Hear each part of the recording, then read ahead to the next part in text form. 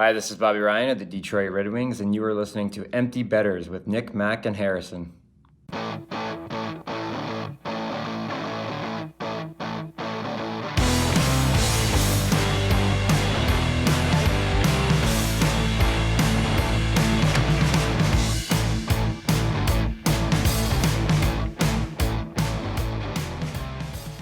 Good morning, everybody, and welcome back to episode 77 of Empty Betters. I'm your host, Harrison Scholes. I'm going to toss it across the screen to my degenerative co-host, Nick Manella. How we doing, buddy? I'm doing well. Up early to recap some more playoff hockey games. Can't complain, man. This is what we live for, right? Yeah. How was your weekend? I know you had some events going on. I did have some events going on. It's a busy weekend, a lot of commitments. I'm a busy guy, always got to go places. People want me everywhere, can't complain. But big shout out to my cousin. She got married on Saturday. So she's like the first one out of, the cousins on my mom's side to get married. So super happy for her and her husband. He's basically been a part of our family for like the last 9 years. So this was just a long time coming. So it's nice. It was on the water in my grandparents' backyard. She like came in on the boat and everything. It was a really, really nice ceremony. So cool. Yeah.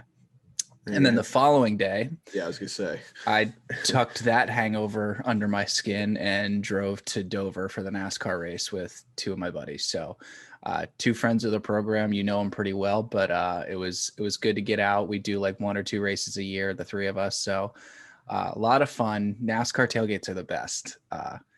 I'll see you any football tailgate and I'll raise you any random ass NASCAR tailgate. They are hands down the best.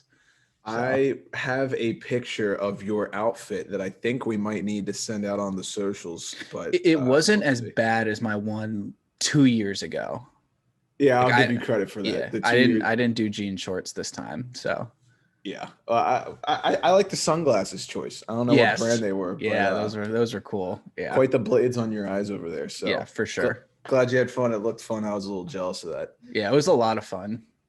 And now I'm going to toss it across the screen to the birthday boy, Mac Vogel. How we doing this morning?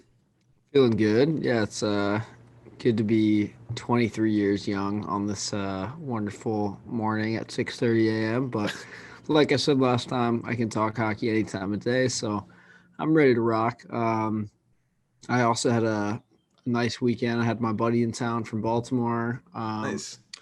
Nick, NASCAR tailgate does sound fun. I might have to add that to my bucket list. But I was also doing some tailgating this weekend. For those who don't know, there's a tradition here where the Brewers, everybody tailgates for it. So it's like a football game or something like that. But we went on Friday night. We got there nice and early. So we were actually one of the first cars there and had nice like 2.5 hour long tailgate. So that was a lot of fun too. Did you guys do like food?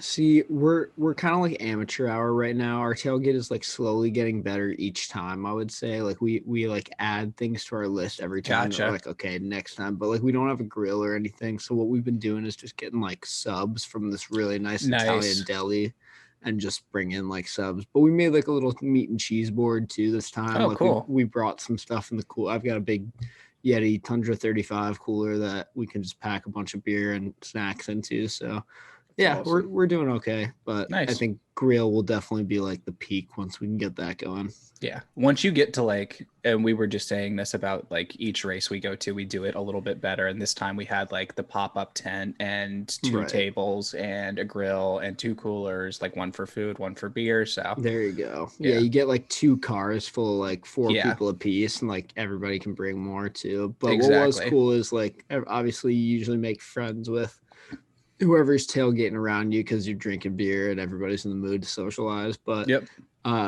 towards like the middle of our tailgate, some people came over from the tailgate next to us with a plate of like bratwursts and burgers, and they were like, we'll trade you some meat if we can play your bags board, cornhole board, bags, whatever you call it in your region. But yeah, we were like, okay, that's a fair deal. And we were like, you guys can just play, you don't need to give us meat, but we'll take the meat. Right. In Wisconsin, bratwurst is essentially currency anyway. So they were offering like, it was a very nice offering of cheddar wurst or whatever the fuck it was.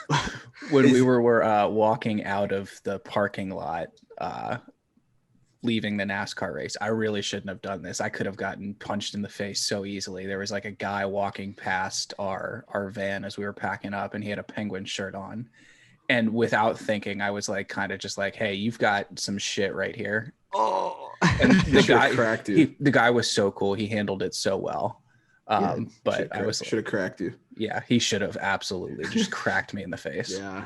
Mac, is that the playoff hoodie that all the players are wearing? That looks just like it.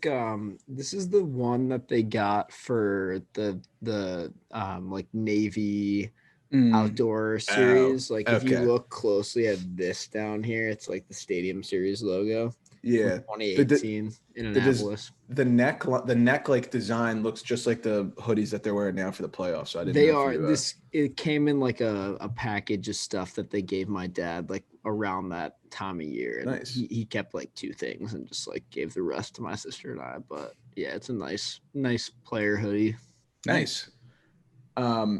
Over the weekend had a men's league game on Sunday night. I know I shared this with you guys. I've shared it with a couple of my friends. I hope to God I can get this out somehow on the social media. But we have one guy on the team who thoroughly enjoys his alcohol, and he showed up to the game in a Tiger King tank top, Jort jeans, and Timberland boots with like crew Nike socks. And he comes in, has no idea where he is, what he's doing, anything. I won't name names, but I've known this kid for a while, and he can pound him back. And he's getting dressed, and he's playing wing, but he also has played goalie in the past. So he puts on these like big ass like Graf goalie skates, and it was his first game with our new team, so nobody knows who he is. So they're like, buddy, like, you're wearing goalie skates at wing? And he's like, I like just can't coherently talk. He put his skates on first before anything else. And then they looked at him and said, you put your skates on first? He's like, oh shit. Had to get undressed, forgot his shin guards at home, didn't wear shin guards, didn't wear shoulder pads. His fucking helmet looked like Dominic Hasek's, like it was like a goalie mask. So this kid, he comes out for the opening draw, and I really hope we can figure out how to publish this video. He blacks out on the opening draw, like just straight up collapses. And as he's going on the ground, he does like a snow angel, like spreads his arms out and like starts going like this. The ref like looks at him. He's like talking to him. We're all crying on the bench. So they kick him out. Not like mad, but they're just like, the kid didn't even know where the door was to exit the rink. The ref was awesome. He comes over to our bench. He's like, been reffing for like 33 years, and I've seen some pretty drunk guys, but I've never had to kick him out on the opening draw. And we were just like, yeah, it's just not great. And the other team like was just laughing so hard at us. We ended up spanking them though, but just an all-time beer league story. And I'm gonna try to get that video over to you guys so we can publish that. Have you like talked to the kid since then? I'm like curious of like how much of this he remembers. Probably none of it. We had one guy show up late, and it was like midway through the first period, and he said he walked in, and the kid who blacked out was still in the locker room, and he was like leaning on the wall, just like this, like staring at the ground, just like slumped, just completely slumped, like fell asleep on the wall. And then I think like halfway through the second, we saw him walk around the rink, and I think he like fell asleep in my buddy's car. So, oh wow.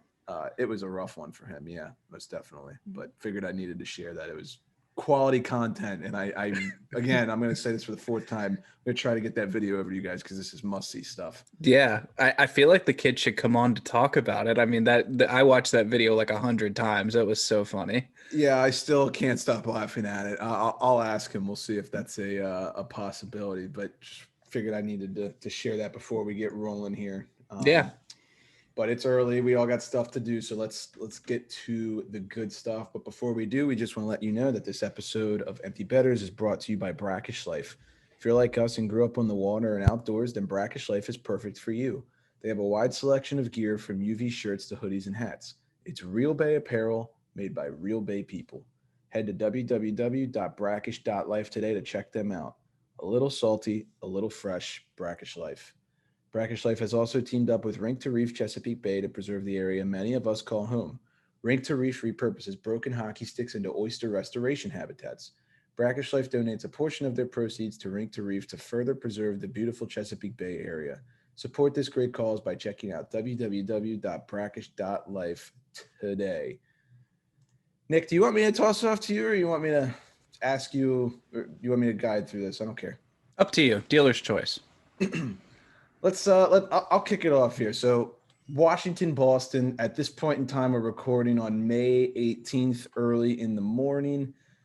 I know we just had game 2 last night, but I want to ask you guys about game 1 first. So here's what I'm going to say. Let's combine your game 1 analysis and then your game 2 analysis into one segment here and start the episode off like that. So Nick, I'll let you start.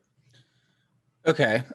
Game 1, I was at my cousin's wedding, so I was watching, definitely not on my phone, but I just somehow knew what was going on during the game. Yeah, for sure.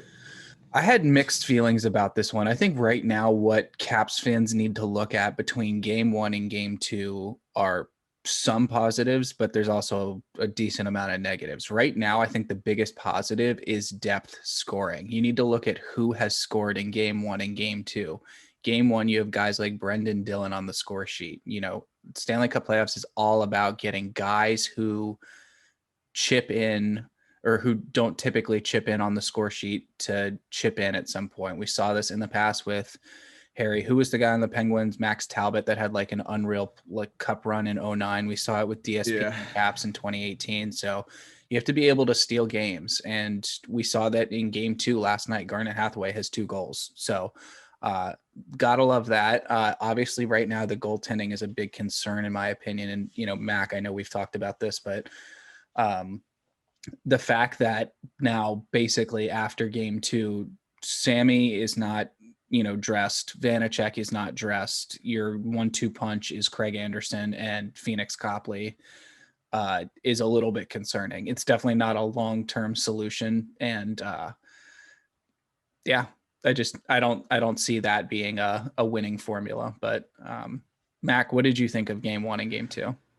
I think game 1, I was, for the most part, pleasantly surprised. Obviously, it was such a bummer losing VV early on in game 1. I've loved his game for most of the season, and I was beginning to feel pretty solid with him back there, actually. But you see him go down on that play, and you can just tell he pulled a groin or something like that. So I'm trying not to be too optimistic about when he might be able to return, because I don't think it's going to be. I think it's more likely Sammy gets in before he does. I do too. Yeah.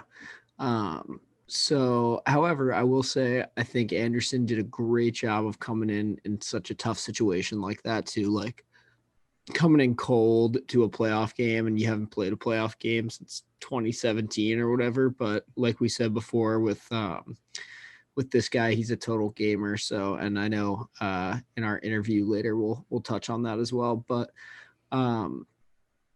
yeah, I was pleasantly surprised with their performance in game 1. I will say though, even going into overtime, like it was a game we easily could have lost. You know what I mean? Like yes. We could easily be down 2-0 in the series. And I guess you could still say we could easily be up 2-0 too, because both games went to OT, but I don't know. Like it wasn't like either game we played far and away good enough to like dominate. You know what I mean? Like it's just one of those things where it's been such a tight series that it doesn't make you feel super good that you get the win in that way. Obviously a win is a win, but you want to have at least one game where you dominate and grab a little bit more confidence there. Yeah, I thought there was a lot of positive like flashes in game 1 and game 2. There were sequences where the Caps looked like they were in control. They had the puck for, 45, 30 seconds uninterrupted, maybe even up to a minute, where they were just, in the attacking zone, cycling, resetting, cycling again. So that's good to see. I think what's bad to see is the amount of people that are continuing to get banged up. They lose Lars Eller in the middle of the game last night, did not return. You're already bleeding down the middle. I mean, they're down to 2 natural centermen. And we're getting just torn apart at the dot. Like that first game, I don't know what it finished at, but for a while, faceoffs were like 18-2 or something like that. Like we were just getting obliterated. And like everybody knows, if you don't win faceoffs, you don't win hockey games. So like, and it's winning faceoffs against the Bruins, because down the middle they are so solid, and all those guys can just clap them right back. So I think Craig said last night on the broadcast the Bruins were first in the NHL in faceoff percentage, and I think he said the Caps were like 26th or 25th. It was somewhere in that range. So that sounds right. And he also said "wowie kazowie" on television. He did. So. That was very funny, and Courtney made sure to point that out on Twitter. So I got a nice little laugh at that.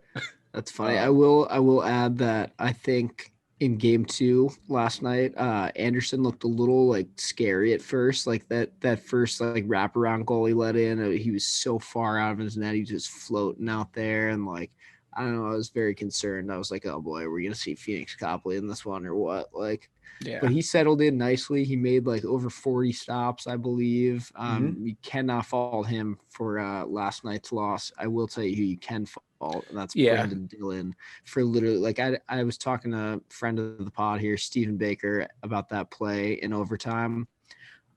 And Steven said it best. He literally said, he was like, that was like astonishingly bad. Like I'm actually shocked at how bad that was. Like, and if you look at the replay, like, look, I'm not trying to hang this guy out to dry. I like Brendan Dillon. He scored a goal in game 1, but like, dude, he just passed it right to them, like to them. And then they just 5 seconds later, it's in the back of the net. So what I want to rant about it all day, but I want to get your take on this, Mac. And I'm not a guy that likes to criticize the officials or blame losses on an officiating crew. I think that's one of the worst arguments you can have for losing a sporting event. Yeah.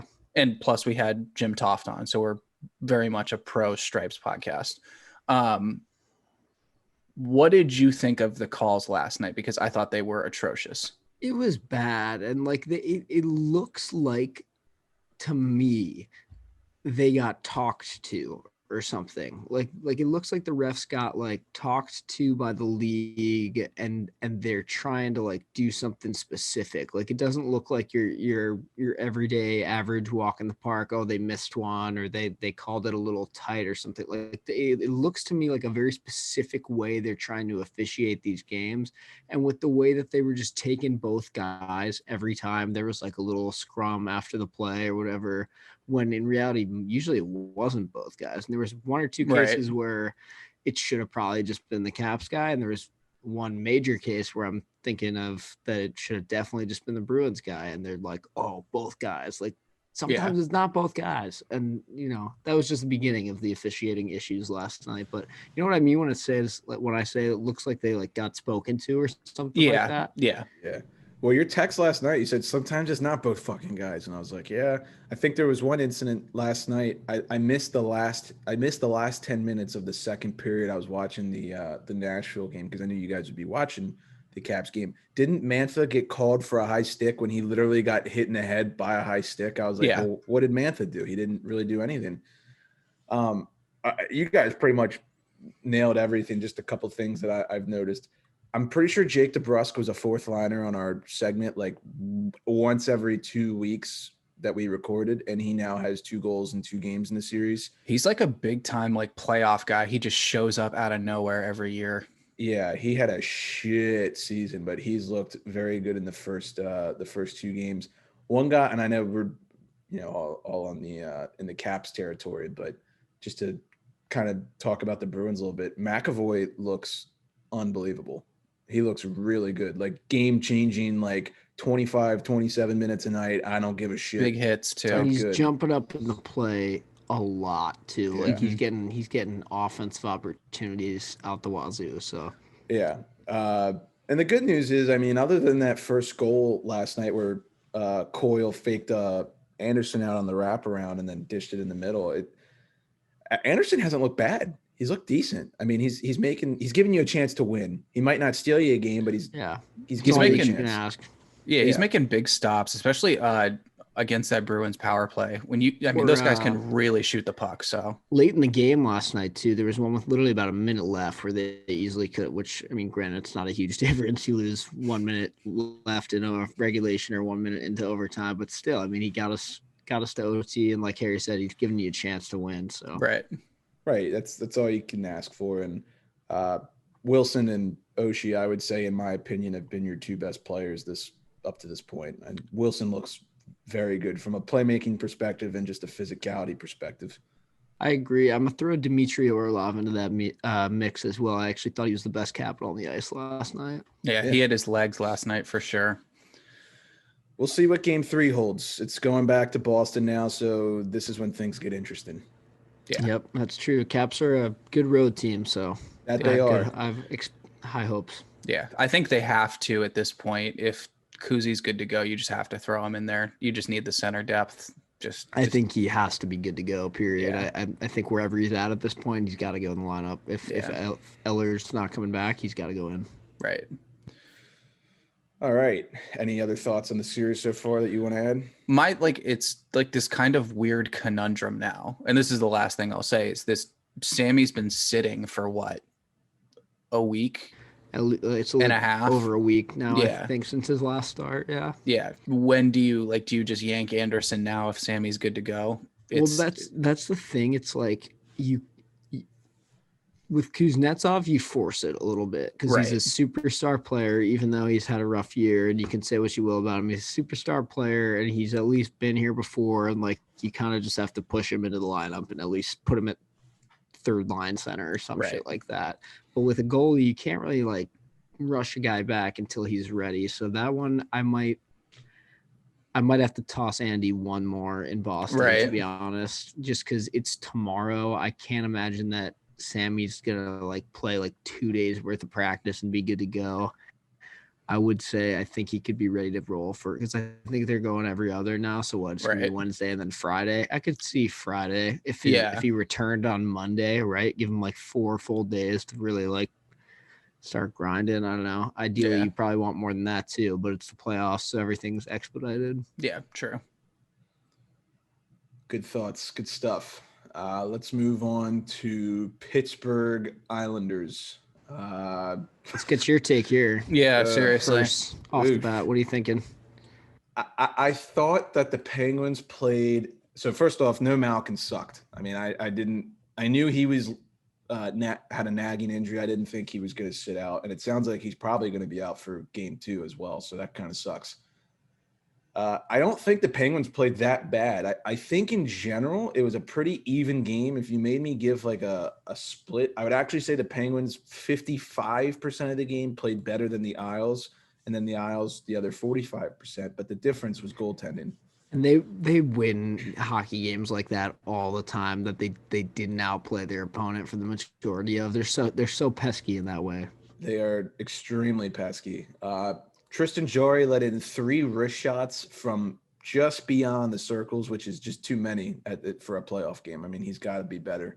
I would say that he was probably the main reason that we lost. That first Palmieri goal, I couldn't believe it. And similar to DeBrusque, Kyle Palmieri had 2 goals in 23 games as an Islander in the regular season. Well, he had 2 goals in the overtime winner in Game 1. So another guy who's just coming out of nowhere that we didn't expect to make any noise.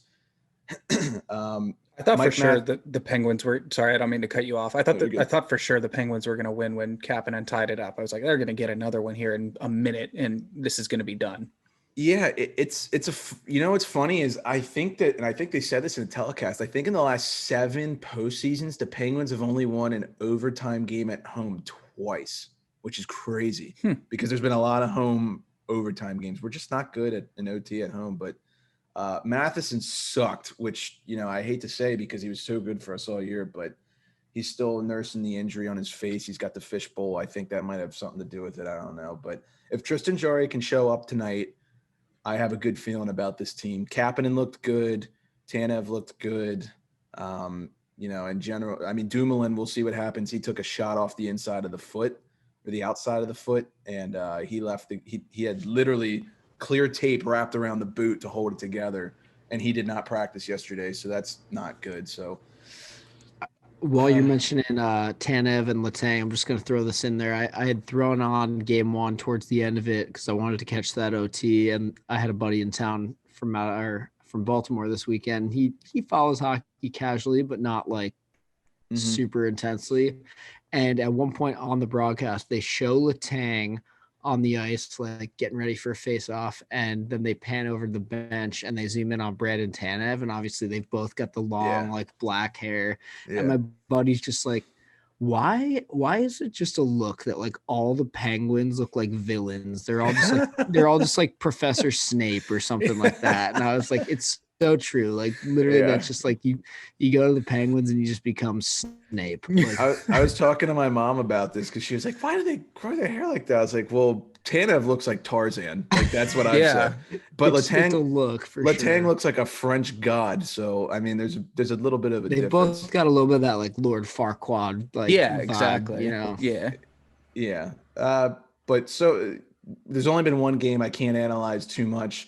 Goaltending needs to be better. Game 2 tonight, I want to cry. It's just the worst feeling in the world when that 5 o'clock. Pens are just so good at home, though, right? It's hard to believe they dropped the first 2.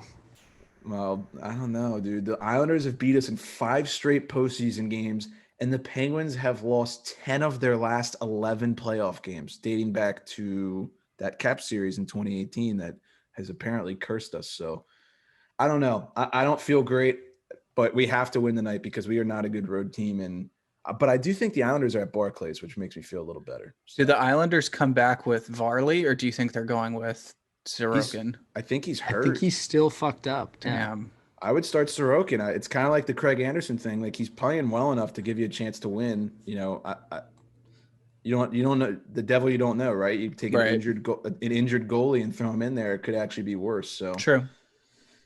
I don't know, but that's all my thoughts. Cool.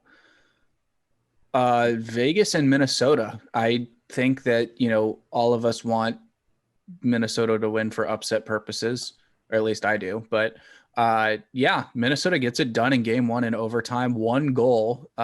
Surprising. Cam Talbot looked very good. Awesome. Him and Fleury were cracked all game. They both were put on stellar performances, to say the least. Joel Eriksson Ek gets it done in overtime. A guy we talked about in our playoff preview is just being a thorn in everyone's side, can score big goals, and has been doing for the Wild all season. Spent some time on my fantasy team this year. Yeah, same. Funny enough, that winning goal was a result from one of those Brendan Dillon kind of chip alley-oop plays that Alex Pietrangelo tried in his own end. Yeah. It ended up getting intercepted. Guy catches it, puts it down, boom, bang. I mean, the shot to win it ricocheted off Martinez, but still, nonetheless, that's what led to the goal. I think we're seeing how important chipping the puck out is and getting it out efficiently. It's a good point. However, I will say with that one, it's almost like God bless him. He's got the hops. He jumps up and drops it out of midair. But Brendan Dillon, it was like a weak backhander on the ice, like up the boards, and thank you very much. Like, Jesus fucking Christ, buddy. I guess the question with Vegas and Minnesota is do we actually think that Minnesota can do this 4 more times? Oh, I think Minnie can win the series. I'm not rooting for them, by the way. You can speak for yourself on that. Okay, come on. Yeah. No, I got Flower. I got family in Vegas. I'm rooting for Vegas, but I think they're very capable of doing it. I put a wager on Minnesota to win the series, just a small one, just because the value is so good. Not because I'm rooting for it, but they absolutely can. I think we overused this word, but pesky. Yes, it's a pesky team. So it's a good way to describe them. I would love to. I don't know how many minutes Spurgeon played, but I don't think he came off the ice in the 3rd period. Yeah, or overtime. It was nuts. But we'll see what game 2 is. Hopefully it opens up a little more. I like close games, but 1-0's a little snooze fest. Yeah. Fair enough. You know what game was not a snooze fest was Tampa Bay and Florida game 1. Best game of the year, hands down. Yeah, I think you could definitely argue that. I think there were like 3 or 4 lead changes and the physicality was through the roof. The speed of the game was through the roof. One big storyline, well, there's a lot of big storylines, but the big one is that Sam Bennett, who has been on fire for the Panthers, has been suspended 1 game following his essentially like borderline like life-ending boarding call on Blake Coleman. He attempted to teleport him through the glass. Like, he went full. He literally went. You probably could have called charging and hit from behind on that because he went full speed and wrecked him. Luckily, Coleman was okay on the play, but that sucks for the Panthers. That's one of their pesky guys that they need, and he's been really good. That's just an example of this guy just being a little bit too hot-headed here. Like, I mean, he's got to reel it in the playoffs in a situation like that. And I think absolutely, young player. How young is he at this point? Can I still call him a young player? I think he was in that 2014 draft.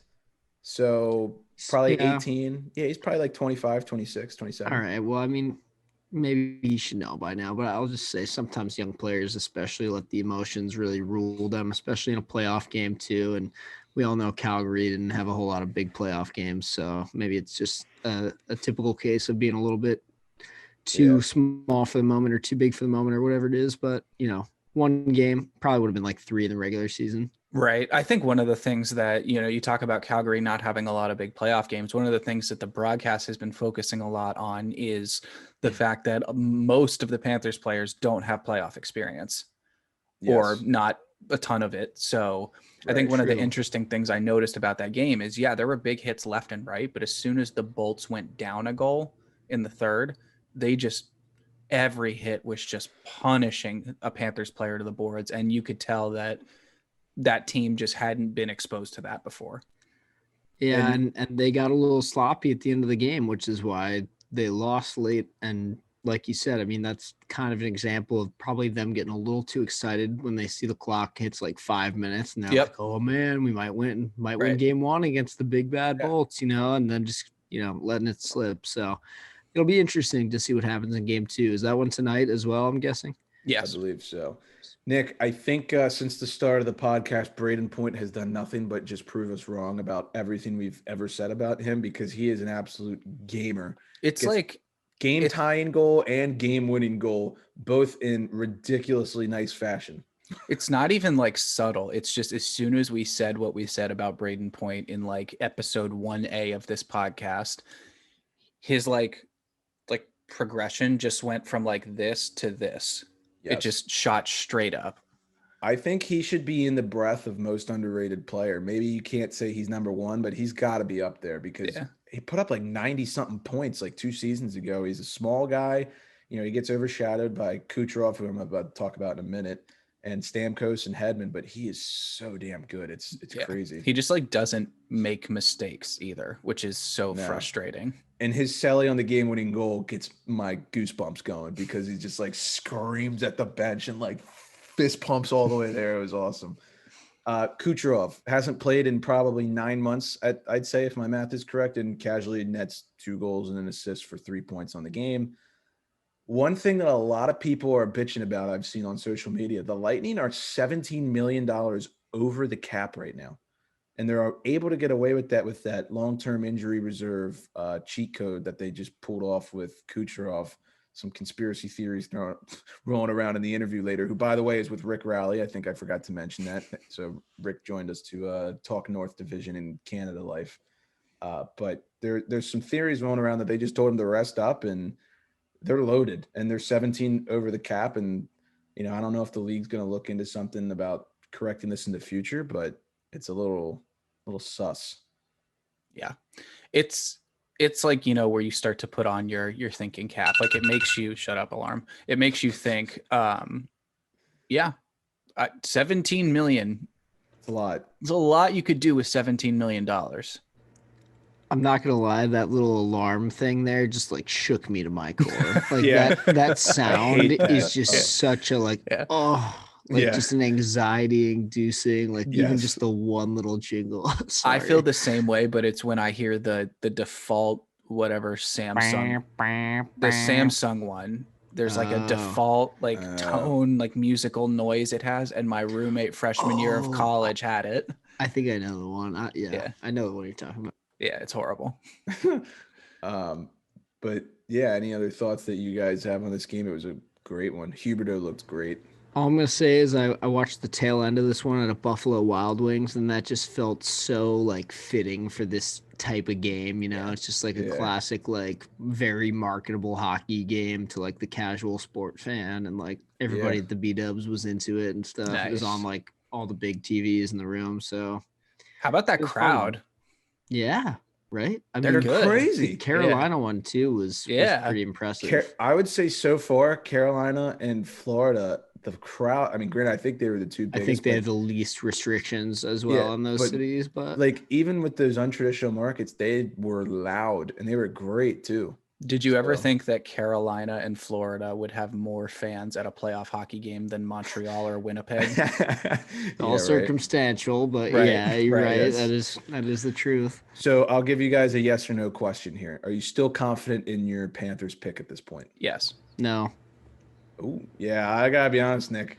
Yeah, I'm not. I think I want to be, but I think that I think that game was very evident. I'm not saying the Florida Panthers are not going to make this an interesting series and find a way to grind out a couple of wins, but I think that was a very telling game one that showed us that the superstars are going to be in superstar caliber for the Bolts, and it's going to take everything the Panthers can do just to get this one to go 7. Yeah. I kind of don't think they're going to come out on top, but. Will they do it? Probably not. I still think they have a chance. It's possible for sure. Yeah. Yeah. It's just now Tampa knows how to win, right? They got the monkey off the back, and that's scary. So we'll see. Moving on to the next series, we had Nashville versus Carolina in game 1 last night. That crowd was electric. Carolina looked fantastic. They were flying all over the ice. They pretty much dominated the game, I would say. I know you guys probably didn't get to catch as much of that as I did because of the Caps game. In between periods, they were cutting to it on the national feed, so I saw a bit of it. Forsberg's goal, man, that was impressive, I will say. Yeah. And good for Nashville for scoring first at least, and kind of like, they were in it for a little bit. No, they were. And I mean, after the Carolina went up 2-1, it was like, what was an even playing field was all of a sudden an uphill battle for Nashville. They just they got absolutely smoked down. That was also a pretty fun moment though when Eric Haula scored to tie it, and he's hearing the boos come through the stadium because he had some time in Carolina as well. But I mean, it was a cool game one, I think, even though the final score was at 5-2. I mean, it's a 2-2 game heading into the third. So I mean, I think it was a good competitive game. I was pleasantly surprised to see Nashville like put up a strong competition for the Canes in game 1. Yeah, and I don't think we've talked about this guy enough this season. I know we've mentioned him a couple times. Martin Necas. He's sick. Yeah. That's that entire second line of him, Warren Fogle and Vinny Trocheck, they were easily the best line on the ice last night. They looked fantastic. Trocheck is so good. That's such a tough line to defend. Yeah. It's like, how do you do that? Well, and that's not even the first line clicking, right? I think I put in the notes here, but the middle six, that second and third line, Stahl's line, Trocheck's line, they those two lines really carried the load last night. And then we've talked about Carolina's defensive core all season. You get Hamilton, you get Slavin, you get Brady Shea, but Brett Pesce is a guy who often gets overlooked, and he had 2 assists last night. Well, and it's very interesting too. Whoever was writing this in our notes about the middle six for Carolina, but it's true they don't really have that traditional like top 6 and bottom 6. It's kind of like they have this like middle, like their second and third line is like a big unit in and of itself. That's like a little 1-2 punch that they can run, and it's more comparable to a lot of teams 1-2 lines, So it's super interesting, and not even to mention their actual first line is pretty dangerous as well. So it's disgusting. And then one last note, Jordan Stahl with 2 goals, a guy who isn't really known for his goal scoring, but the captain gets it done. So they're getting depth scoring. Their first line, nobody on their first line had a point last night. So that's scary because they netted 5. This team is deep. This team is fast, and they're very, very good. And maybe one day I'll know how to pronounce their goalie's name because I forget it every time. But what is it? Nedeljkovic. He looked pretty decent for his first ever Stanley Cup start. So I'm not a name guy. We've known this. Any thoughts, Nick? Yeah, I mean, I think you nailed it. They're fast, they're mean, they're nasty. They can hurt you in a lot of ways, and I think you make a great point. And it's scary that three-headed monster, their top line, didn't have a point last night. It's I experienced this last 2 playoffs ago, what that top line can do to a hockey team, and it's not pretty. So Right. Yeah. It's concerning. I know I mentioned in the interview with Rick that they're a team that a lot of people are sleeping on, and I don't think you should be sleeping on them. So no, we'll see.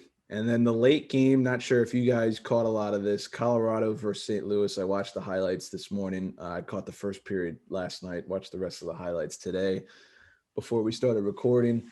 I think it's pretty evident. I'd say from what I've watched so far, other than Carolina, the Avs are clearly the fastest team in the league. Like the amount of pace that they play with is just disgusting.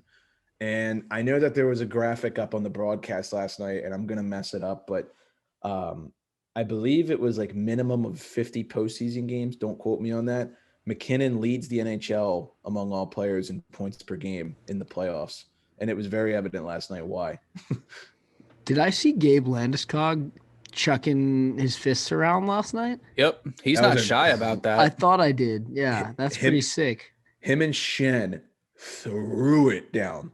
And I think it was cool because they showed Landy afterwards. He had like a little bust right above his eyebrow.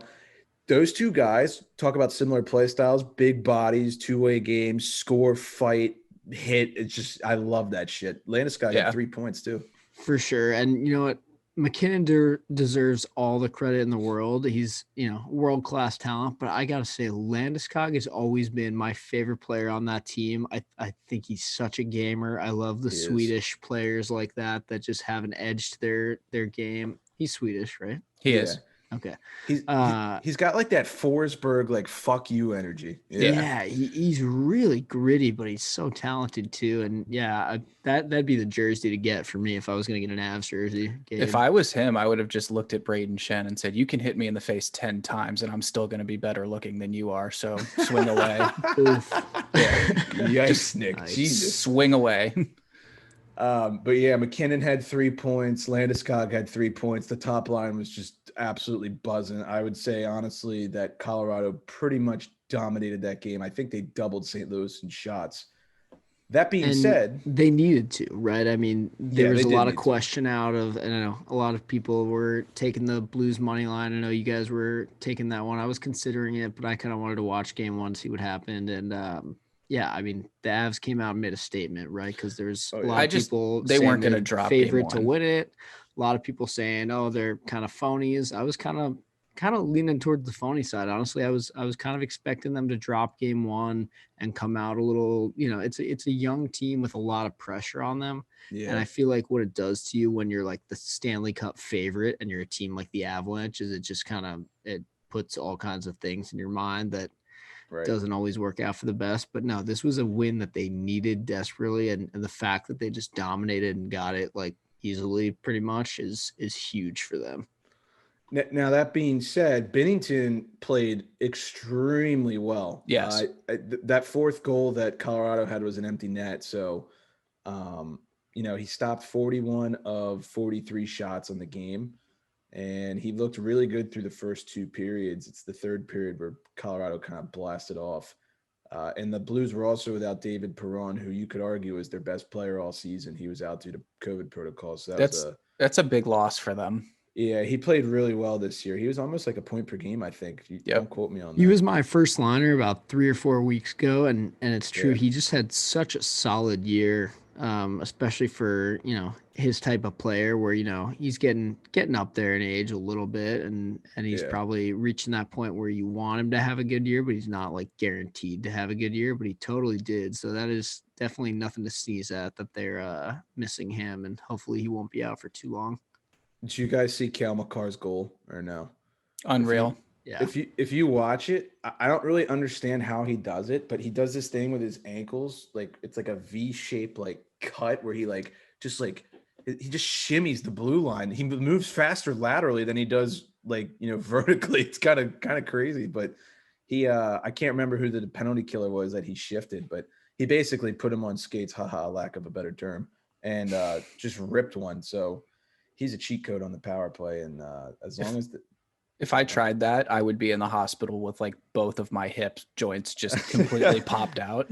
Yeah, he's the best in the league at it, in my opinion. Just the amount of the edge work that he has is just crazy. So the Avs look very good. Bennington looked good too, though. So I think that should make for an interesting game too.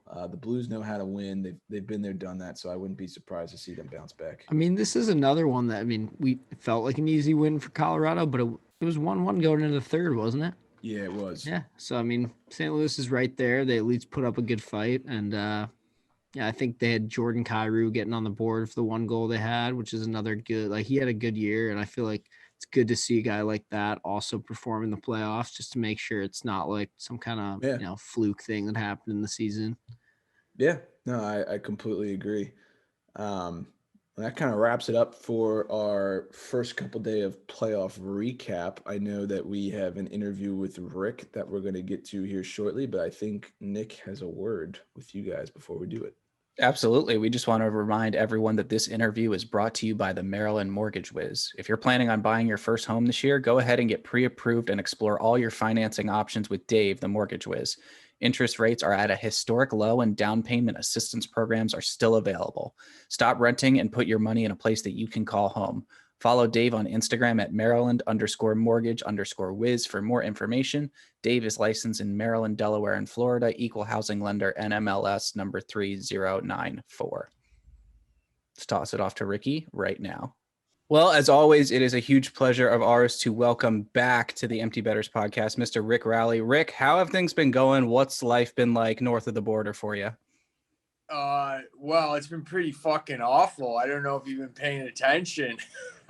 Yeah. No, I mean, all things considering, like, I mean, it's been pretty shitty. I'm not gonna lie. Like, we can't really well, there's like rumors that like you're walking around, people are giving you like tickets, like police officers and shit like that. So some of that is sort of true, but some of it's been a little fabricated. But basically, you guys are all vaccinated. You guys are starting to get fans back at your barns, and we still got to watch it fucking at home and just get pinned right on the couch.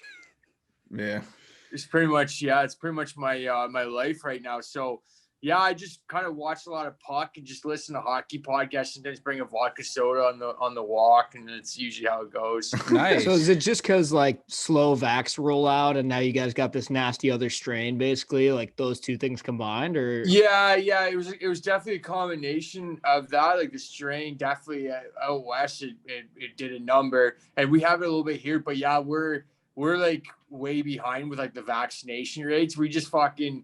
Man, if you're compared to hockey, we're like an AHL team, buds. You guys got all the fucking the talent. We're just waiting, like, so we're just like so far behind. I don't know if that's a really good analogy, but we're fucked. Fair enough. But I've seen you all over the place. You're on Left Coast Leafs podcast. You got your own podcast now, The Beauty Sauce. What's going on? Yeah, thanks. Basically, I just honestly, man, with the way I talk to like you guys and stuff like that, I'm the same way. If I find people that are like-minded and like just like beauties I like talking to, I say, hey man, I'll do your podcast anytime. So I've kind of got like a few regulars of like people I enjoy talking to, and I have no problem like hopping on. The other podcast, The Beauty Sauce, yeah, I just started kind of grinding away. I had my first guest. Yeah, I saw it. You had big name too. Yeah, Dave Bolin. So it's funny, my girl listened to the whole interview, and I was like fucking I was in the other room, man. I was fucking kind of sweating buckets a little bit, to be honest. I mean, I kind of talk with hockey players like do like the internet and stuff, and like I've just do like social media, but I never really sat down and had a conversation for so long. That was a great one. So yeah, that's the plan too. Get more guests on there, mix it up a little bit though, like comedy and hockey. So I there's lots of Canadians that whether it be musicians or comedians or actors and stuff, I'd like to get on here too. So yeah, just kind of working on that and then just pumping content. Like I swear to God, like whether it's TikTok or Insta, I'm always fucking shooting off something. Your reels are always hysterical on Instagram. How have you been able to like, keep that up during, this situation where you might not be able to go to games or something like that? It seems like you're just as entertaining inside your own apartment. Oh, thanks. Yeah. Well, to be honest, I've explained this before, but just not being able to do stand-up comedy has I think low key driven me insane. Like I've done 4 shows in the last year, and all of them were on like balconies and porches and shit like that, with fucking dogs walking up the stairs. Don't make you really feel too much like a superstar, you know what I mean? So I think because of that, I've just been trying to just throw my energy into something. And then oddly enough, the power of the internet, right? I tell you, videos just share like a fucking stutter, you know what I mean? So it's just like the comedy and just being really enthusiastic and the sports, just mixing it all has really helped. Yeah. That's awesome. Yeah, good for you. We're seeing you all over the place, and you're doing good stuff. So thanks, boys. We appreciate you coming back on, but we wanna get you in for a little hockey talk here. I'll let you know, I have been the staunch Leafs supporter all season long. Spoiler alert, I actually picked them to win the cup. So that's. Did you? I did. Yes. Why the fuck would you do that? I appreciate it. But it just feels like, and I the Left Coast Leafs podcast that you were on, I follow them, and they are a fantastic follow. Everybody's just so nervous. You can feel like all these nerves. And I just think, eventually that's got to go away, and they're just going to show up and not shit the bed. And I feel like, well, ideally, you can hear me, right? Yeah. Okay, sorry, boys. I thought I lost your sec. Ideally, that's usually how it goes, right? Like we all watched the fucking the Michael Jordan documentary. The Last Dance. Yeah, The Last Dance. Sorry, I was blanking there for a second. But remember how many times the Bulls had to fucking go against I think it was the Pistons, right? Yeah, and they finally they fucking got the ball, right? So I don't know. I actually speak with Bull, and he was talking about how he was a little worried about the goaltending and the defense for the Leafs. But what I'll say is here's there's plenty of time to mess it up. Like something catastrophic could happen. We could lose a series. That's why I'm so nervous, because of history dictates that's what's going to happen. But on paper, we should win the series in 4 or 5. That's what I will say. Yeah, it's not even close, based on what we have. And if we're able to get past that hump, I think that's all we need to go on a serious run. It's you know what I mean? Get that mind fuck out of your head, get out of your round 1, then you're like, hey, you know what? Round 2 against Edmonton, I think we could take them too. And then the final 4, well, that's going to be a different story. But I just think who knows what's going to happen. Yeah, you don't know because it's so funny. That's why I don't think there's going to be as many upsets this year, because of the fact that these guys have played each other so many times. So you can't really it's not a huge surprise. But the Final 4 could just be a complete fuckery because it's we haven't seen Boston all year. We haven't seen Vegas or Colorado, right? So I don't know. It's too hard to say, but I do think the second round will have the best matchups if all the lower seed teams win. They're going to be nasty too. The Leafs probably going to steamroll, or at least on paper should steamroll the Habs. And I think you're probably right. Yeah. They'll probably get through that series pretty easily, but I do feel like it helps them out to have just a little bit of a challenge, because the Habs have Corey Perry. We talked about it on the show the other day. They got a lot of gamers, Eric Stahl now, a lot of guys that, they compete hard. So it's not you don't want it to be too easy on your team in the first round, because then suddenly they're not ready for what's to come afterwards. But I think the Habs, like you said, they're kind of that perfect team that they've got plenty of pesky guys that'll at least challenge the Leafs a little bit, so that they get into the second round and hopefully they're not shell shocked by a better team, Oh, 100%. But the funny thing about the Habs is that they've gotten so many bones thrown to them. Last year, they should not even been in the fucking playoffs. It was because of that play-in rule. Harry loves to talk about that. Yeah, attaboy. I like to remind people. Yeah, and then this year, they come fourth in a division, but like on paper, if you take their wins and losses, like I think it was like 24 and 32. Like that's not a playoff record by any means. So they've gotten lucky the last couple of years. Like I don't think they're really a playoff team at all. But then again, like fuck, the Leafs lost to the Blue Jackets last year, and look what they did this year. So it's like I just don't know. It's way too early to tell. Let's see how game 1 goes, and then I'd say like fucking just boys, like we're running out of excuses. That's what I'll say, of like being like why we can't get past the first round. So this is it. Like I don't think after this is like you got to look at like I don't know, maybe trading a core piece if something like this happens again. That's just my opinion, but fuck, I don't know. So my question is, what do the Leafs have to do to get past this series in under 6 games? And I'll give you my little thoughts based on what I've seen and what I've read on Twitter. Is just sounds like their power play is horrible as of late. Yeah, it's not good. And I know Hyman's been hurt, so is he scheduled to come back? Do you know?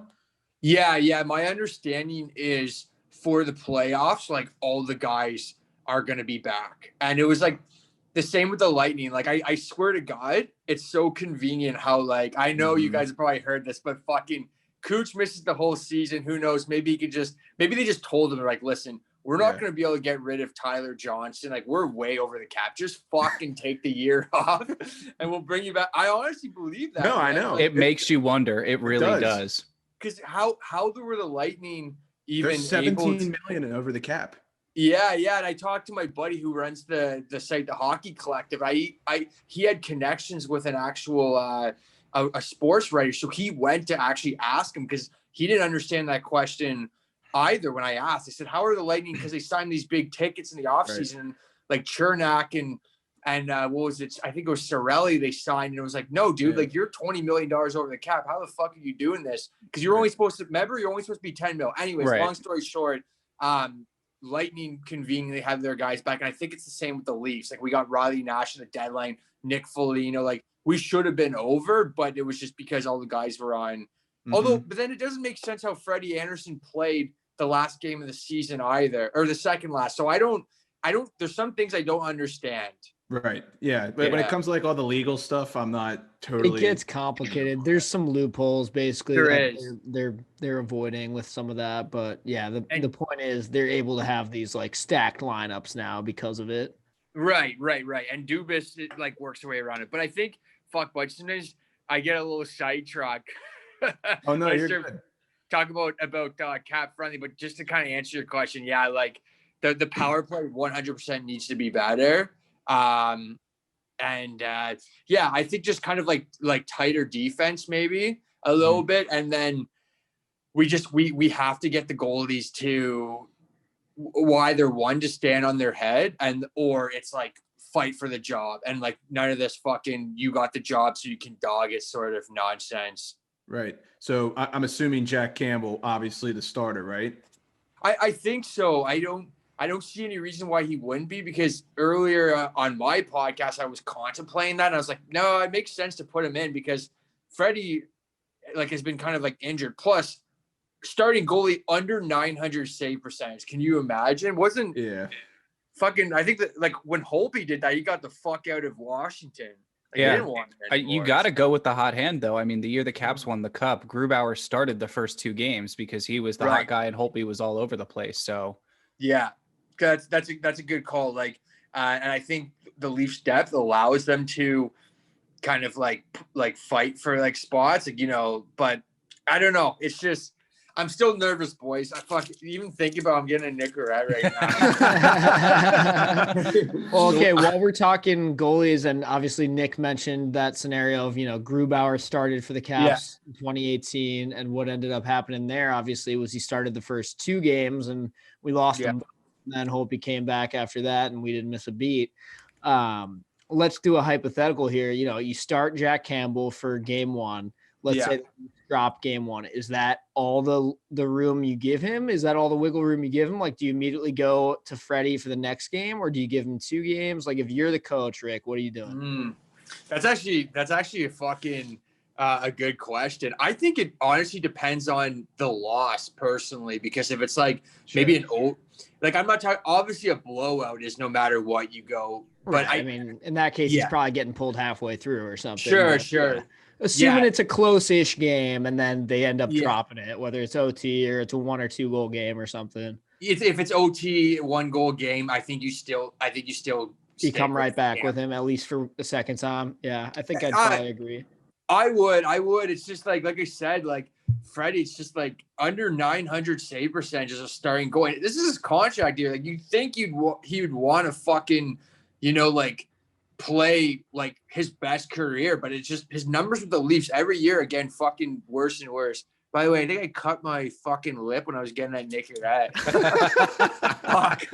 Gets it into the system quicker, right? Look like a hockey player, right? Yeah. Fucking right. So 4 minutes to the Nicorette package there. 4 minutes in the box. Drew blood. Fucking right. 4 minutes right there. So what's your gut tell you? Like realistically, what do you think? If you had to bet money on it, Leafs and what, Habs and what? What do you think? Okay. So I just want to say like right off the bat, like Leafs and like I said like earlier, it should be 4 or 5. It could go 6. Like it could even go the distance, to be honest, but there would be a lot of people that would like start doubting us right away if we had that much of a trouble against that. Because I know what you fucking beauties down south of the border are talking about us in the north. You're saying it's like a fucking peewee hockey, but I don't care. I don't care what anyone says. Like I don't think McJesus gets 105 points playing like the whole NHL, but he's still gonna fuck. He's still gonna fuck. Like, you know what I mean? He's still probably gonna get like 90 or something. You know what I mean? Like, it's not gonna be like 105 versus like 60 or something like that. Right. Yeah. People are talking about like Austin Matthews got like 30 of his goals against the Ottawa Senators. It wasn't like that, but I do understand that it does seem like a little watered down, and that's what I'm saying is that if we go to 7, like against the Habs, like right off the bat, even if like, okay, if we lose the series then we're done, but even if we just like have a hard time against them, people are going to like doubt us right away. So, but I do think I would say it's probably going to be more likely. Fuck, I shouldn't even be saying this. Say it. I said I wasn't going to actually say it, but I'm going to say Leafs in 6 is what I think. Okay. I think that's respectable. I like that pick. It should be. It could go a game one way or game the other. And then, fuck, I don't even care. I'm doing the second round. I'd say Leafs in 7 against the Oilers. That would be my opinion. I think the Leafs are definitely good enough to make it to the Final Four this year. But then, I think it's a crapshoot afterwards. Yeah. I think it could be the best thing for the Leafs if they were tested a little bit in the first round. Like if it does go 6 or 7 against the Habs, that might give them like hey, we overcame this adversity in the opening round against a team that, people didn't think was that great, and we were still able to push through. That might be, the spark that they need to just carry themselves through the rest of the playoffs. Fair enough, but how much fucking adversity do we need, man? Like, the last couple of playoffs, it's just all been adversity. It's like fair point. Outworked, but I see what you mean. It's like if you look at this from a separate point of view, then it's like 100% get the adversity area. I mean, you guys beat what was it? Fucking the Americans. They beat us in the World Juniors, right? You guys dropped your first game to Russia, and everyone's just like, and we smoked Russia, but it was just like we didn't get tested at all. We never even had no one had the lead against us until the States, right? That so first goal, and you also didn't give up an even strength goal until that game either. Yep. Right, exactly. And the Americans were just like, no, like we're ready for you because you fucking guys and Zagreus or whatever. Like you're right. Like we didn't get tested at all. So it happens. I think you're right. But the second round, if it was the Leafs and can you imagine, boys? Leafs and Oilers round 2. McDavid, Matthews, that'd be a sweet. NHL is just going like this. Yeah. And then what about if it was Washington, Pittsburgh? We don't want to go there yet. I know, boys. I hope you get all the superstars left. Yeah, that'd be amazing. Yeah. And then Colorado and Vegas. Like I honestly do think this second round would be the fucking best. Although, like I said, the third round could be really special because again, it's like who knows if it's like a conference crossover, and then it's like. Mm. Like, let's say like Colorado and like Pittsburgh or like Vegas and Toronto, like that'd be fucking sick. Or you get something like the Panthers thrown in there too. Like you just know, like nobody's gonna know how to match up against a team like that too, playing them for the first time all season. It's just so odd. Yeah, I also think too, I proposed this one time, but I was just kind of fucking around. But I actually think, because obviously you don't see East and West like in a normal season until the Cup final, but I think they should do that in the Final Four, because then it's like you could literally get a Pittsburgh and Washington Stanley Cup final, or like a Montreal and Boston, right? Or like if you do it that way. Thing, yeah. I just think like not make them crossover, but at least do it based on point percentage. I think they should do that in the third round, but I don't know. That was just Ricky. I think I was fucking, I don't know. I think I was a little pinned. Well, no, that makes sense. Cause I mean, we look back at some of the past Cup finals, and a lot of times you end up seeing a sort of mismatch where for some, like, I'm trying to think, like the Penguins, the years that they won against San Jose and Nashville. I mean, granted, I believe both of those series won 6 games, if I'm not mistaken. But they both did. Yeah, but still, like it felt a little bit like a mismatch. Like the Penguins felt like a way better team than both of them, and like it would have been interesting to sort of reseed and see if maybe the two best teams are Pittsburgh and Ottawa. The one year they played them to get into the conference final and went 7 games, or to get into the Cup final and went 7 games, which was the last time Craig Anderson played, and now he's back in. So, that was sick. By the way, I want to ask you about that, but yeah, just quickly to touch on what you were saying is that like 100%, because think about it too, like Pittsburgh and Nashville, or like there's no fucking rivalry there, and then you don't even really see the other team like the next year because of the schedule the way it is. Yeah, so you can't even really create a rivalry out of it, because it's a good point. So it was just something I thought about once, but also fucking Craig Anderson, man, that guy's a fucking beauty. Gamer. Absolute gamer. Oh man, like that guy's like, fuck, I didn't even know he was still playing, because Washington originally went with Lundqvist, and then unfortunately what happened, right? So they needed another vet in between the pipes, and he fucking stole the show. Andy was like, dude, I'm here. I'm still ready to go. Yeah. I mean, he was like one of the 9 goalies for the season. I've always had a ton of respect for the dude, even when he was in Ottawa, like just an absolute, like you said, he's just a beauty of a player. Like always puts his heart on the line, and especially to play your whole career in Ottawa and just, keep your head down, put your time in, and just, never complain or whatever. Yeah. Well, also too, like the guy, I'm pretty sure was like a journeyman. Like most, like you boys know, like most goalies, unless you're like fucking like, like Carey Price or like Carter Hart, like they take a longer to like develop, right? Like even Jack Campbell, he's like 28 now? He's like 29 or something. Oh yeah. He's a 92. Yeah. So I think he just turned 29, and the same with like Anderson. You've seen it with like goalies before, is that sometimes they don't even like remember Tim Thomas? He was like a 32-year-old rookie or something like that. And it was just like, what the fuck? So goalies take longer to develop, and it's just like the way he did it too. Like he was Ottawa's first string guy for like a long time, and he just kind of came in there, man, with this veteran presence. He fucking stole that for Washington. So hey man, keep it coming, keep beating on those fucking Bruins. Hey, I want to switch gears on you real quick, just because I know that you just mentioned it. Any thoughts on the Winnipeg Edmonton series? Because I think in our playoff preview, I said that is the one series I'm most confident on, is the Oilers winning that. What do you think? Well, yes, I would say, because of the fact that, listen, like everybody wants, because of what McJesus did, like there isn't any, but I feel like even Winnipeg fans fucking want to see McJesus go on a run. Like it's just like, come on, like, you know what I mean? Like, I think I saw an article in the NHL. They were like, they know McJesus is gonna produce. We just like something about like having to slow him down. Like that's literally like everyone's just like, they know he's going to like just crush this series, but how much can you slow him down? I think the Oilers definitely do take it. It might be interesting, and maybe let's say like, I don't know, like fucking 6 games, but I'd have to agree with you. I don't think a team like that gets like, you know, an MVP player like that and just fucking, you know. I just can't imagine him losing. Like, I know it's a team sport. Yeah. Like, unlike other sports, you know, maybe star players have a bigger impact because they play the whole game, and in hockey you don't. But I literally can't imagine them losing after what he's done.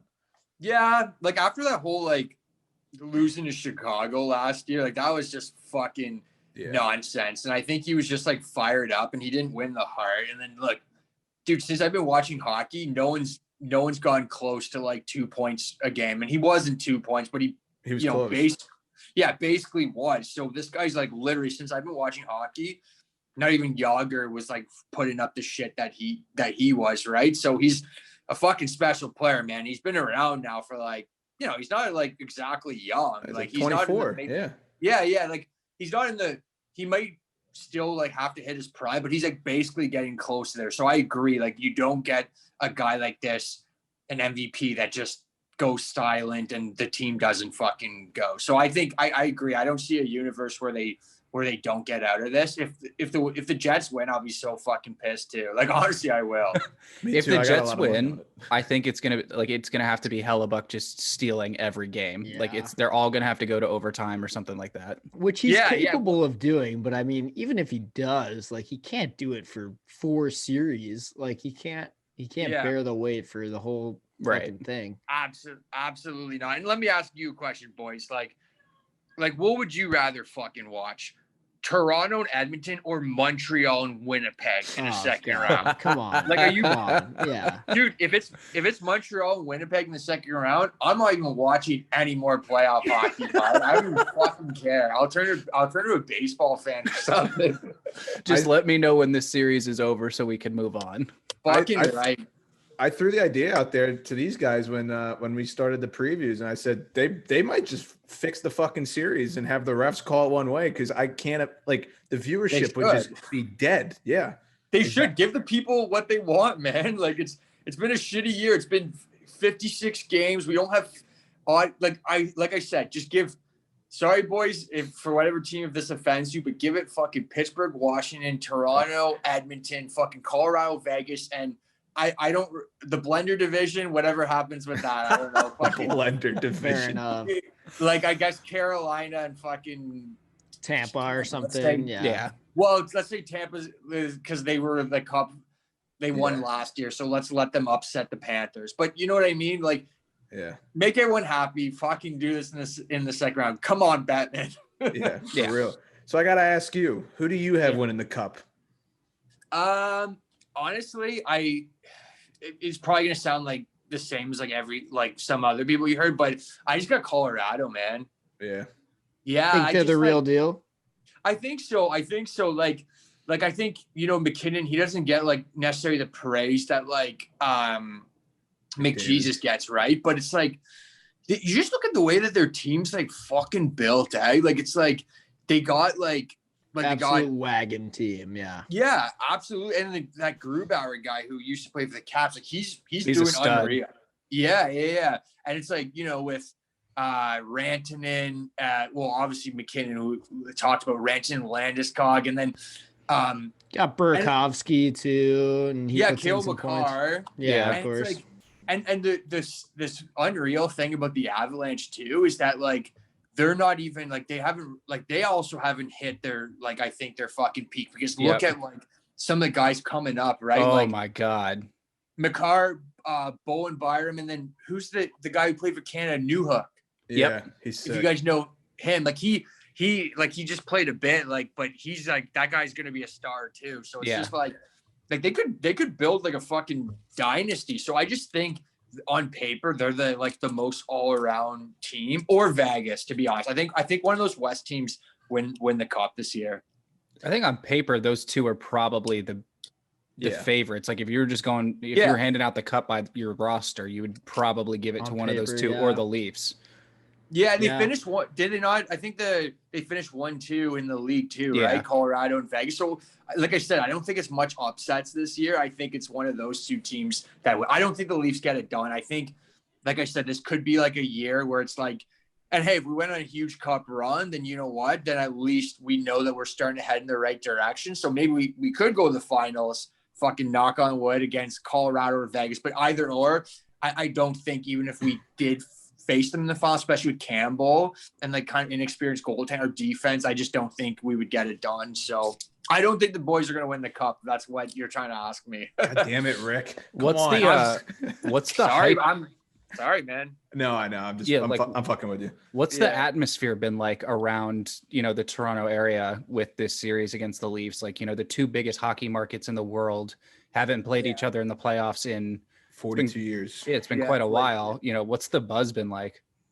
Well, to be honest, because of the fact that like most of the time now people in Ontario just talk about the fucking lockdown. So, but I will say that, you know what, man, I don't think too many people are like as hyped as I would have thought. But I think it also has to do with the fact that like Montreal, like again, not trying to throw them out here, but like they're not really like competitive, right? Gotcha. So it's like, it's like, how do I explain this? It's not the big hyped up matchup.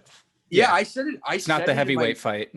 Dude, the only 1-star review I have on my podcast, some fucker said that the Toronto-Montreal rivalry's been dead for 30 years, you pigeon. Said that to me because I was talking about how amazing that would be in a first round. So apparently, like it was later in my episode, so this fucker listened the whole episode. But anyways, so there's some people who don't even think that it's like really alive anymore. So I don't think it's as big as like maybe people in the States might think it is. But I would say that I think once the series starts and then like, there's storylines going on, like fucking the Worm and like, as soon as Corey Perry pisses one guy off, suddenly everybody will get up. Yeah.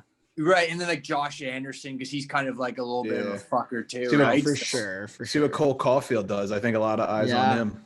Yeah. Oh yeah. Yeah. Cole Caulfield, that kid's going to be a real fucking special player, man, for the Habs. My buddy, though, he's a huge Habs fan. He said to me, he's such a Montreal Canadian. Like, he's a undersized forward and shit. I'm not knocking Cole Caulfield. Totally. No, yeah, but he fits the prototype for them. Yeah. They like their small forwards in Montreal. For sure. Yeah. We just appreciate you coming on. We wanted to get a quick playoff preview from you. No worries. It's never a quick conversation with me, boys. That's why we like it. Yeah, I like to fucking shoot the shit with you guys, man.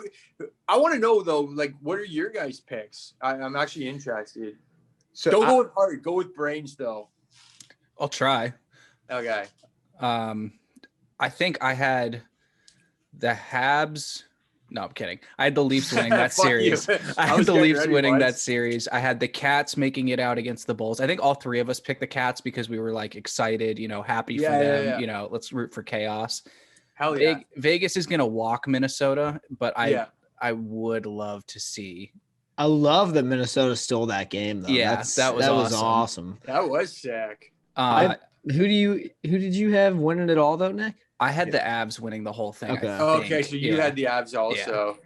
So I had Pittsburgh and Vegas meeting in the final for little Marc-Andre Fleury rematch in his old team, and I think I actually had Pittsburgh winning it. I don't know. I think based on paper, like we were talking about earlier, I think Vegas is just so stacked, and with the fact that they have Fleury and Lehner in net, like there's no reason why they shouldn't win. Basically, could we borrow one? Yeah, right. Yeah.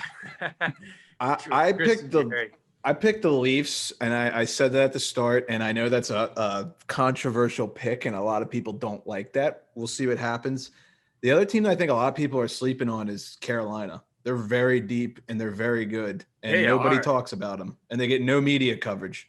No, they really don't, man. But you can't. They got those fucking little silky little Europeans up front, and not to mention like a D that doesn't really get like a lot of credit, deep. But they're loaded. It might be the best decor in the league. Yeah, it might be. Yeah. No, in all honesty, it actually might be, right. So they gotta, if they could go on a run and keep Hamilton around. But I actually have to agree with you. I think Carolina has a shot for sure. I think they should have done something at the deadline though, Like fuck. Yeah. You would think with all the goalies on the market they would have done something between the pipes, but right. That rookie kid I can't pronounce his name. Nedeljkovic. Yeah. Oh yeah.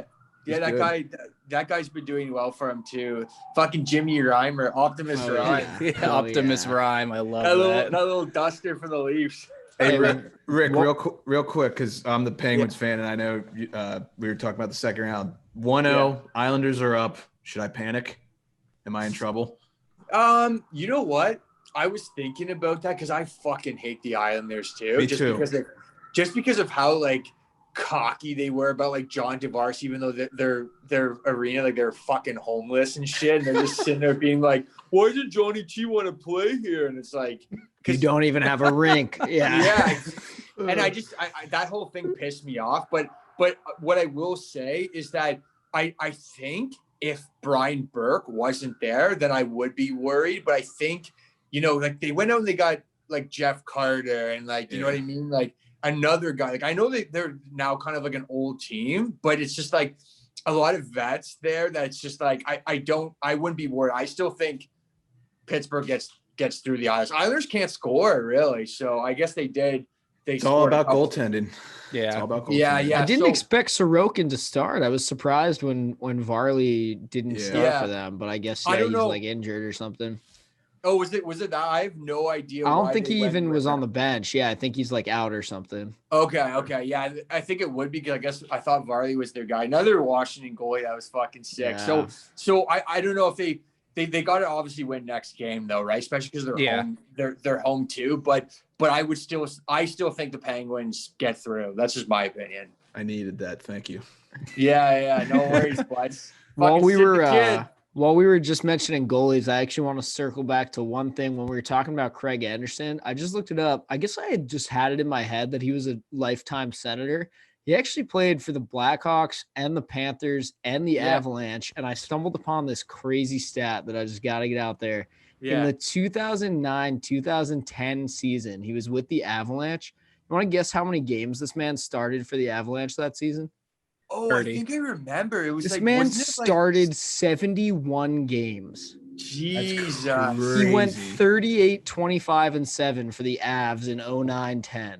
Wow. What the hell? This man is a gamer. He's starting 71 games in 2009-10. That's insane. Yo, so Mac, they did that to fucking Andrew Raycroft, if you guys remember that. Yeah. Oh, yeah, I remember. And he was Boston and Toronto at different times, right? Yeah. It ruined his fucking career at the Leafs because they started him his first year. They just overplayed him. I think it was like 72 games or something.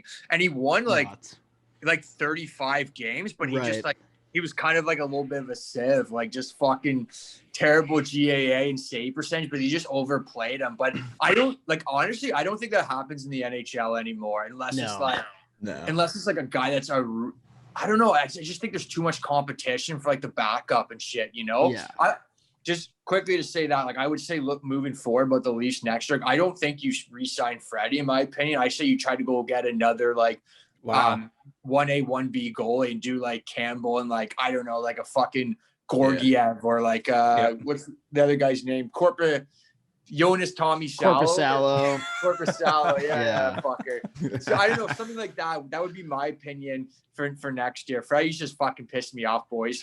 No, it's all good. I understand the feeling when Fleury and Murray were here, so I get it. Yeah. But we appreciate your time, Rick. Seriously, thank you. No, boys. Thanks for having me. And fucking anytime you want me to hop on, and I hope your teams do well. Fucking go Leafs, go though. Big thanks to Rick for chatting with us. Always a good time with him. That guy's he's just so funny. I love it. Yeah, he's great. We're wishing everybody up in Canada a safe postseason, and let's see what the Leafs can do, baby. Yeah, this is a becoming a wonderful friendship that we have between the two of us, EB and Rick. So thanks a bunch for him joining us once again. Yeah, definitely. Do you guys have any final notes before we wrap up this episode? Or are you all good? I think I'm all good.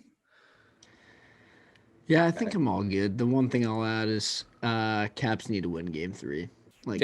So badly. I would second that. They're like kind of super fucked, I think.